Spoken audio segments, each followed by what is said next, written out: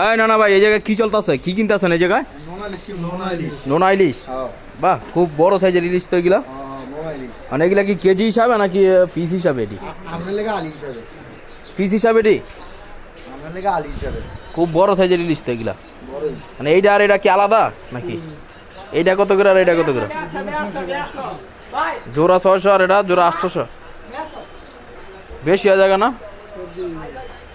কত করে রাখবেন কোন? এটাতে একজন নিলা বলে এটা 300 টাকা জোড়া রাখেন, এটা হয়তো না?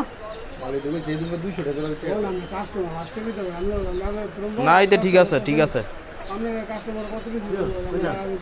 না, খুব বড় সাইজের ইলিশ এইগুলা।